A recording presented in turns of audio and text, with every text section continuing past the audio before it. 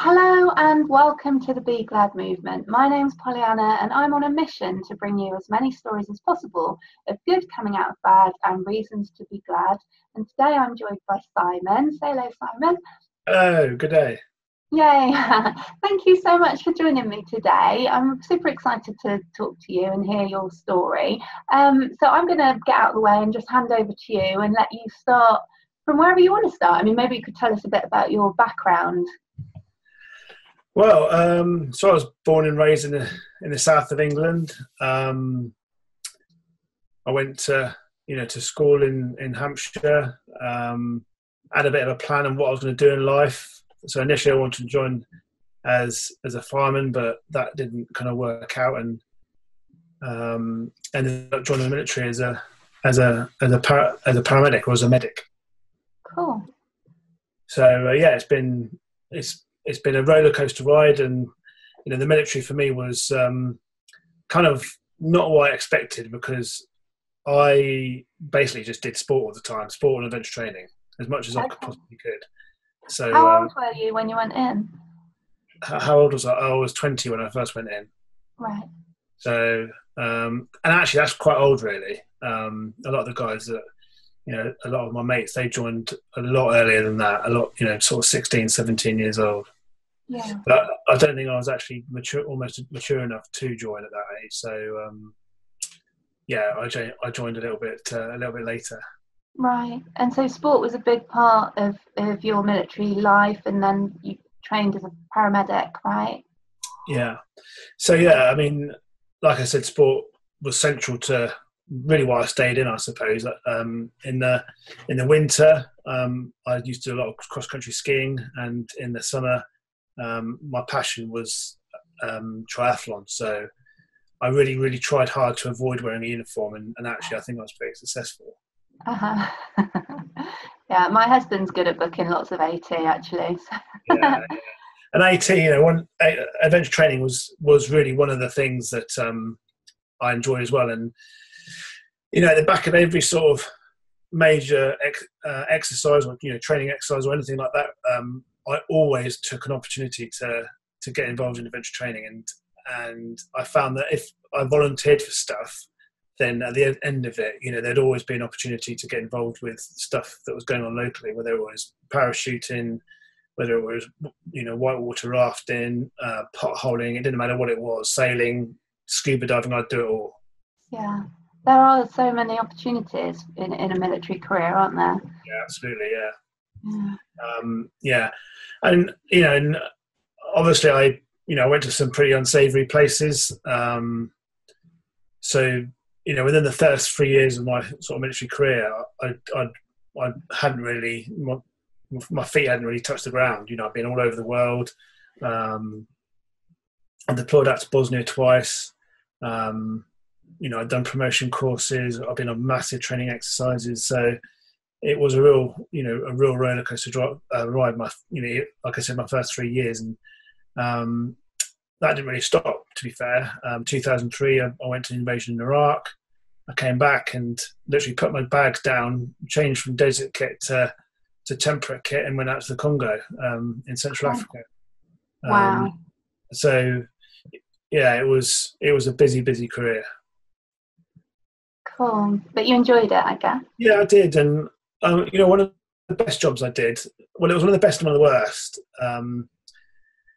I was a recruit training instructor, both as a corporal and a sergeant, and it was training recruits was easy, as you just delivered a set of a training program, but actually dealing with sort of the politics that surrounded it, that was difficult. That was hard. Okay. But I still occasionally bump into ex recruits, and it's great catching up with them and hearing about their military career, because it was a good time. Cool. So tell us about how things all changed for you in a flash. So I was being deployed out to Afghanistan, and actually before I went out there, my job was supposed to stay in Camp Bastion and provide a role there. I don't even know what I was supposed to do because I never actually did that job. Right. As soon as I landed in Afghanistan, I was told that they needed more medics on the ground. So I was sent to a place called PB4, or Patrol Base 4, in Babaji in Afghanistan, which wasn't far away from Guresh. Right. And our job there was, we patrolled every day, well, twice a day really. It was a very, very busy time, for including, someone that was a medic as well. It was very busy for me as well. We treated a lot of very, very serious injuries. It was a pretty basic place. We lived in a compound, the usual sort of sketch. It was 12-foot high sort of walls around us and a few buildings inside. No running water, no electricity, and that's kind of where we lived for the tour that we were out there for. I was only in the country for a month, and that was my early exit was the result of losing both of my legs in an IED, and I kind of remember exactly what happened. So I remember waking up really early in the morning because on the Monday morning to leave our patrol base to go on a quite extended sort of patrol. Yeah. That was going to last probably about 3 or 4 days.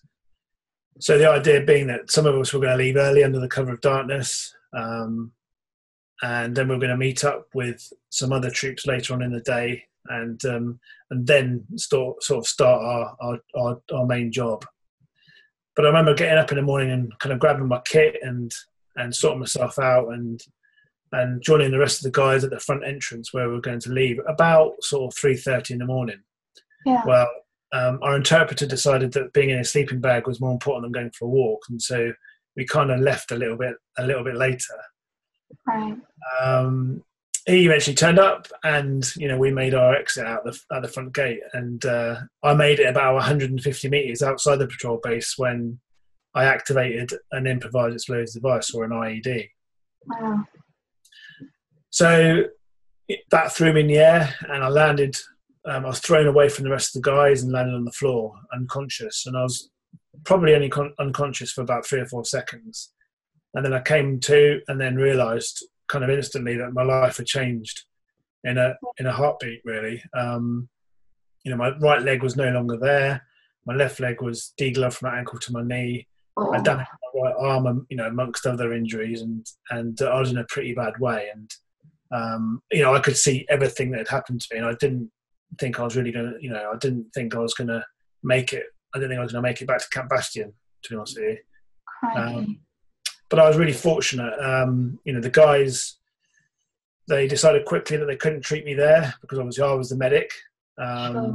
They got me to the front entrance of our patrol base as fast as they could, and a couple other medics there. Basically they saved my life. If it hadn't been for what they did that day, then I wouldn't be sat here talking to you now.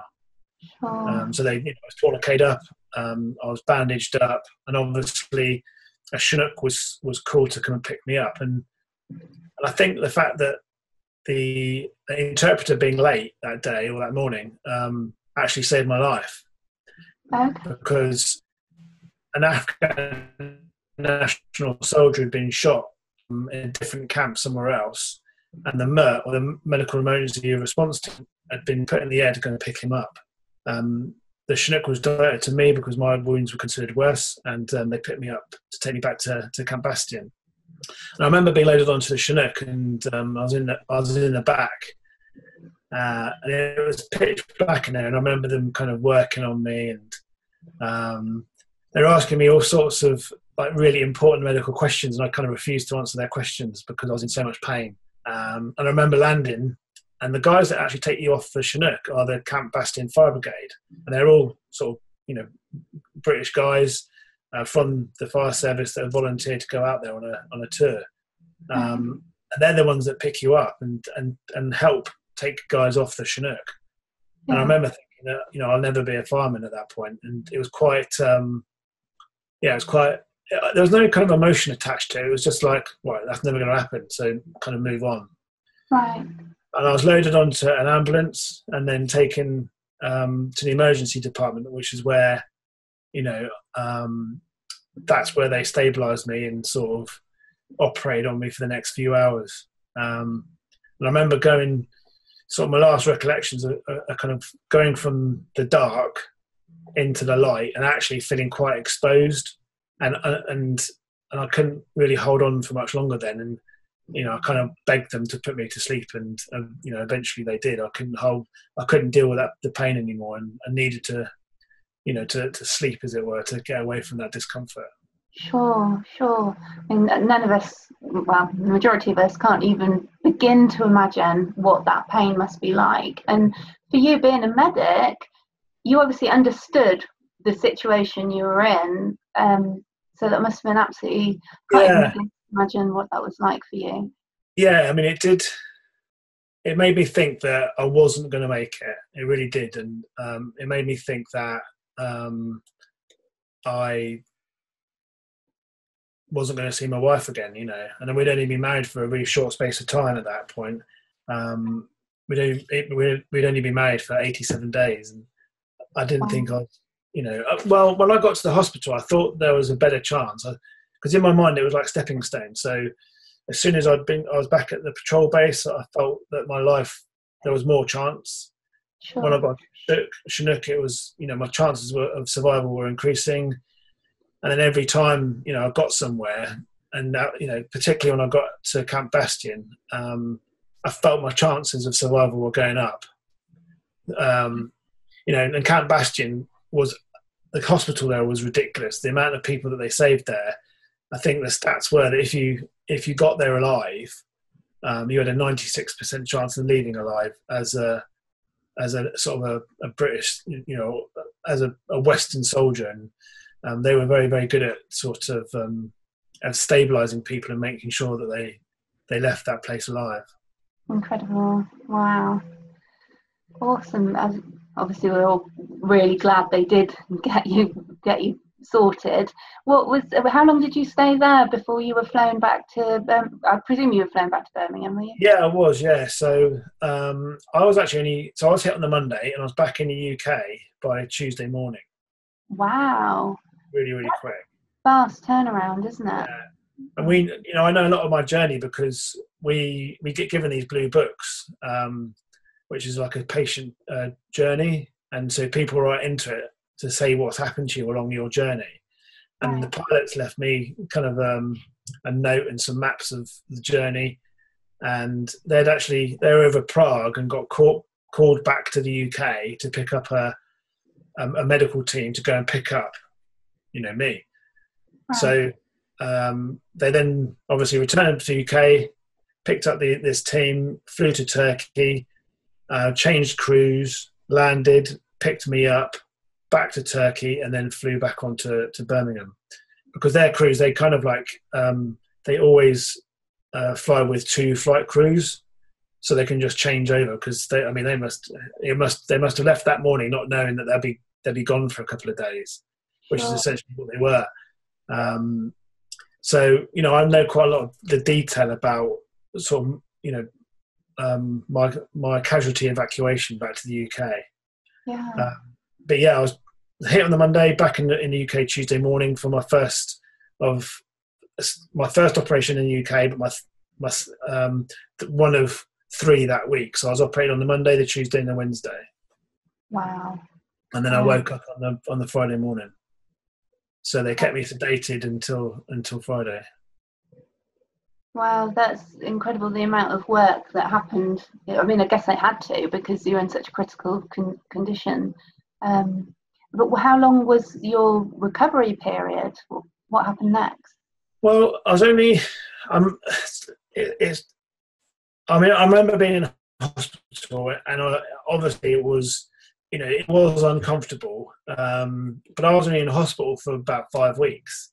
I wasn't there for that long. And I think I started to get sort of a lot better probably after about 3 weeks, even though I was still, you know, I was having surgery still. So I was still getting whisked away, the surgery sort of, you know, in that first couple of weeks still. But yeah, I was released sort of just coming up. Well, it's probably about the 4th of December that I was released from hospital. But you have to go. There's some hurdles to cross on that way, and you need a visit home before you get released. You get the opportunity to go down to the local pub, and that's just because they want to kind of like build you back, to being back in everyday life. So there was a rite of passage going down to the local pub, which is called the Country Girl, and it was, I remember going down and having a pint down there, and it was a special time, because my wife took me down in my wheelchair, and I knew then that sort of my path to recovery was well on its way. So I soon found myself down in Epsom at Headley Court, and I think I got there about the 8th of December. And I had a bet with my consultant that I'd be walking before Christmas, and actually I was. Wow. So, yeah, I wasn't, albeit in a set of sort of parallel bars, and I wasn't allowed to take my legs home with me, but I was up and walking, and I was moving forward in the right direction, both metaphorically and physically, Oh, sure. That's incredible. I love that you actually made a bet with your consultant. Yeah, he still hasn't paid that bet. Oh, really? Oh, dear. I don't think he needs to, though, somehow. I'm sure he probably helped you enough along the way. Yeah, as did my whole team around me was huge. Both the guys from all different nationalities and all different services back in Afghanistan, to back in Selly Oak Hospital, and then down in Epsom at Headley Court. It was there's a lot of people sort of supporting me and helping me on the way. Awesome. How, reflecting on sort of the journey and what you knew was going to happen because of your medical background, how did you cope on a? I mean, I love the fact that you made this bet, but on a mental level, how were you feeling about it all? I know you have the physical pain and the physical challenges, but mentally, losing your legs is a massive life-changing experience.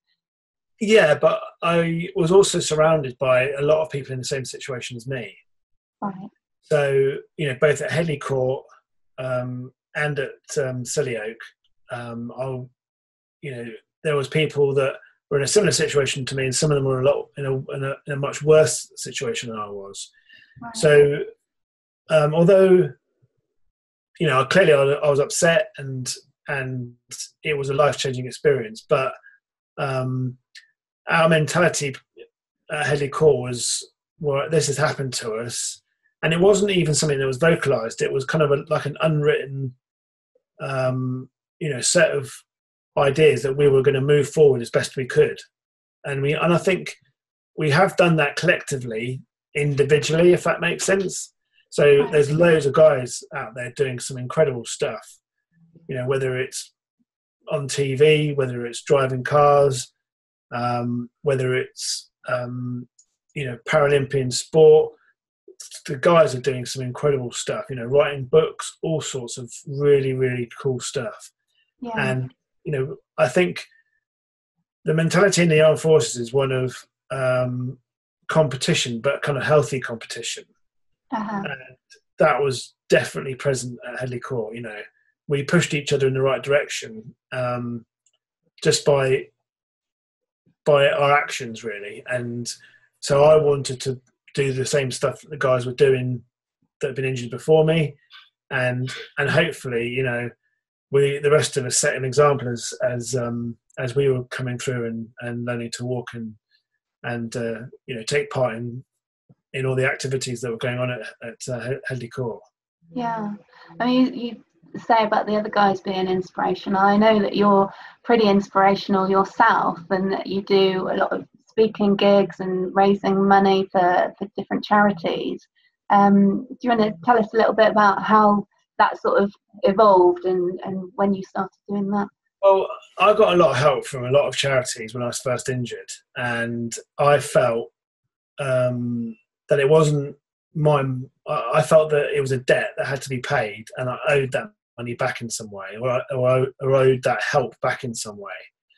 So it was almost not we expected of ourselves to do something to aid that process, whether it was cycling across America, whether it was standing up in front of a corporate group and speaking on a charity's behalf. It was kind of, I think it was a debt that had to be paid, if that makes sense. That's the only way I can really describe it, because I felt I had to replace the money that I'd used for the next guy that was coming through, and that they could have the same support that I did.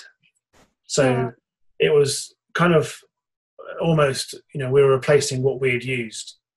Yeah, that's interesting you say that, because in my mind I'm feeling, no, you've served your country, you've done what a really, really important job, and these wonderful charities are, I mean, it's great that you are supporting them, but in a way I don't like to think that you feel like, I know I'm not getting this across quite right, but I know what you mean. I don't want you to feel like you owe anybody anything, because you've done your service.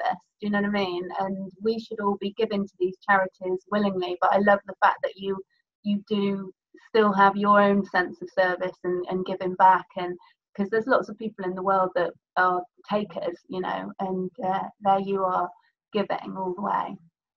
But it wasn't really that wasn't the military sort of thing.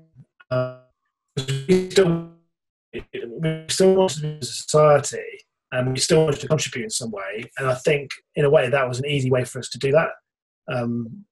Because also, you could argue we were getting something from it. So I was getting the enjoyment of cycling across America, or some of the long distance swims I've done, or parachuting. So I was getting something from it, because I was repeating the stuff that I had done, whether it was triathlon, swimming, or whatever it was, or parachuting. But I was doing it and getting people to sort of donate at the same time. Sure. So from, if I was being selfish, then I was getting something from it as well, and something that was helping me. Sure. Can you imagine what it might be like for someone that has sustained an injury as severe as yours if they weren't within that military community? Yeah, because I bump into people all the time that have, that have been hurt in a similar way and haven't got that support. I met a guy that had been involved in an RTA, in a road traffic accident, and lost both of his legs. And I was acutely aware that he wasn't going to get the same support that I was going to get. I have tried to help him over the years, but he's kind of quite closed off. But then one of my friends, her mum, she fell off the back of a boat and on the Norfolk Broads, and chopped her foot off on the propeller of the boat. Wow. And, she's an incredible woman. She's 70, so she lost her leg, and the system didn't give her a wheelchair that she could use. So I gave her my wheelchair for a while, which actually, I mean, that small thing, I know that if I hadn't done it, it would have meant that there were certain things that would have cost her an awful lot of money.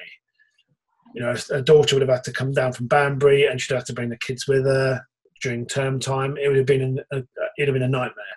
So just the small thing of being able to be able to sort of loan her my wheelchair solved a whole bunch of problems for her. Anyway, she was walking. So she's lost a left leg, and she was walking, I think, 3 months after she was injured, back and playing tennis again. Wow. Honestly, she's 70. She's amazing, absolutely amazing. That's very cool, very cool, and super cool that you were able to lend her your wheelchair.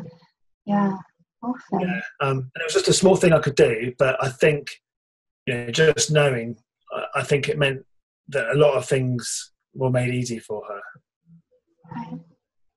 And you mentioned the guy that maybe was a little bit closed off. If you And sure, and you know that you've tried to help him. But if you could give advice, if there's anyone sort of watching this now that has maybe just suffered a similar loss, what would your sort of key advice be to them to keep themselves motivated and going through this time? Well, I think, exercise is absolutely key, and raising your heart rate in some way. It doesn't matter who you are, whether you've got legs or no legs, or you're in a wheelchair or whatever. It doesn't matter who you are, but raising your heart rate in some way for a small part of the day is really key to getting well again. And even if that's just taking a really short walk, and if that's what you can manage, then that's what you can manage, because that's certainly all I could manage in the sort of first few weeks when I was injured. And also, I think talking about stuff without the expectation of a solution is really important. And also, that's kind of both people. So someone with a problem or an issue and someone listening, that's the whole point, that you're there to listen, not offer a solution, because there might not be a solution. Right. And not every, but I think that's sometimes our problem. We try to find a solution to a problem when sometimes there isn't a solution to an issue, a problem. Sure. It's, for me, it was about exercise and talking about stuff. Yeah. And being heard. I'm a listening volunteer for the Samaritans as well, and we don't give advice, but we just sort of listen and let people explore their feelings. And it is just the process of getting it all out, or getting it a little bit more straight in your head, can really help. But I know before I had the Samaritans training, I would probably be one of those people who'd be like, oh, how can I help this person? What can we do to get this sorted? But sometimes it's not about finding a solution. It's just about feeling like someone's heard you, that they understand what you're going. I mean, I find myself often signposting things to people. So, you might listen to an issue or a problem, and then you can say, well, have you tried this organisation or this charity, or have you phoned this number? Because there are solutions out there, and it's just knowing the best way to sort of direct people into those sort of areas. Yeah. And do you keep in touch with some of your buddies that you made when you were at Hadley Court, that kind of thing? Is it, you've got a support network? Yeah, and we've two of the guys, so David Wiseman and Dave Henson, they came up with this idea to create this club called the Heisenberg Club. So all the guys that were CASEVAC'd, so casualty evacuated from either Iraq or Afghanistan, through the result of an enemy enemy action, you can join this club, and it's an amazing group of guys, and it's there for kind of three reasons really. One being research, because we're quite keen to allow sort of relevant research to be conducted on us, if that makes sense. So I think it'd be wrong of us as a group of individuals to not allow that, because some of us we shouldn't have survived, and the actions of clinicians that day allowed us to live. And I think if they can learn from us, then it can help other people. So that's kind of one of the key things to the club. There's obviously a social part of it where we stay connected. And then we also want to raise money for charity, but we don't want to do it for a military charity, and we're certainly not doing it for ourselves. So I think for the I think we're trying to raise 22 grand for the Great Ormond Street Hospital, and that's our challenge for the sort of until we've done it really for the next year or so. So that's a really useful tool, the Heisenberg Club, and it fulfills a massive sort of hole that Headley Court's left, I suppose. Right. Awesome. So tell me, when's the next speaking gig coming up? I think you've got one at the end of January, haven't you? Or... Yeah. I'm doing one locally to where I live, so in Winchester. And it's all rather confusing because the guy that's organised it, he too is called Simon Harmer. So we've both got the same name, and he owns a company called Marmalade on Toast, which is an awesome, he's got a really cool company there. And they wanted to raise some money for Solent Mind. So they laid on they're hosting this event, and I'm just going to go and say a few words there, really, tell my story, and hopefully raise a load of money for Solent Mind. Awesome.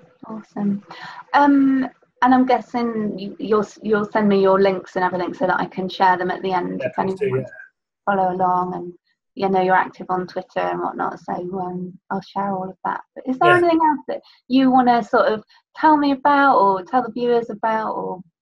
I'll leave. Well, there's two things.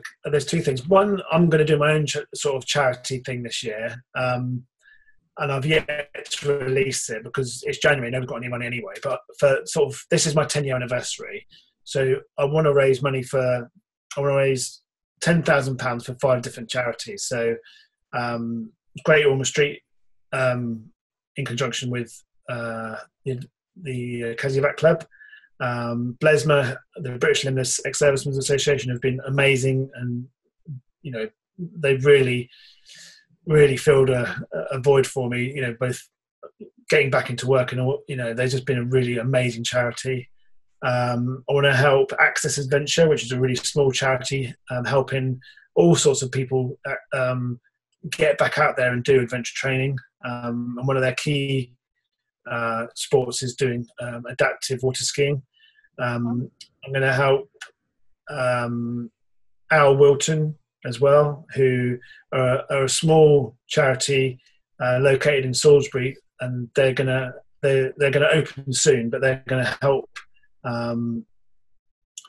service leavers that are really kind of struggling and haven't got a place to live. So they're going to offer residential support, and with the idea that when you leave there, you are in a functioning position to enter society again, with your own house, and get a job and move forward in life. And the last charity I'm going to support is, and I've forgotten which one it is. There's a fifth one anyway. It'll spring into my mind in a minute, but I've completely forgotten. As soon as we end the call, it'll. Yeah, but I've set up a Just Giving page, and I really want other people to get involved as well, because I want to do this collectively. I don't want to do it on my own. I want to make it sort of a group experience. So if anybody's planning to do an event, however big or small this year, I'd love it if they used my Just Giving page and help support these wonderful charities. Because that was it. Teenage Cancer Trust. They've done. I've worked with them quite a bit over the years, and their kids utterly inspire me every time that I go to see them. They're an amazing charity that do some amazing things with the money that they get donated. Awesome. So yeah, that's what I want to do this year. And I was, before I finish, I just want to say one thing that was really key to my my recovery, I suppose. And I remember a nurse coming into my room and saying to me to try and find 3 good things from 1 bad. And I was lying there, and I thought to myself, no, it can't be 3. It's got to be 5. So I felt it was my job to find things, however big or small, and initially they were small, that were a positive thing as a result of being blown up. And I can honestly say that I found those things on a regular basis, and I had to sometimes sit down and think about it, and they might have seemed small at the time, but I think it was my job to make them bigger and bigger each week or each month or each year. And I try to still live like that. And like nobody's perfect, but I think I do a pretty good job of finding those things that are a good thing, a positive thing after what happened to me. Yeah. Well, all this amazing charity work that you're doing and all the speaking gigs, that's one major, lots of major things that's come from this. And I love that, because that's sort of like the whole Be Glad movement. That's what it's sort of based around, the fact that my mum named me Pollyanna after the book and film Pollyanna, where the little girl looks for positives and negatives. So yeah. I love that was something that the nurse said to you, and that's helped you so much. Yeah, it has. Yeah. And it stayed with me, it stayed with me all those years that, to try and find the good from the bad, and yeah, I hope I've done it. I think you have. I would definitely say you have. Yeah. Well, thank you so much for sharing your story with us, and Thank you.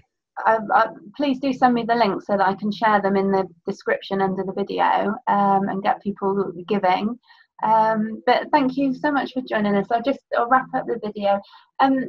If you like this video, please do hit the like and subscribe button, and you'll get notifications when new videos are uploaded. You can follow us on Instagram, Twitter and Facebook. If you search at @BGLAD Movement, you should be able to find us. And please do get in touch if you've got a story that you'd like to share.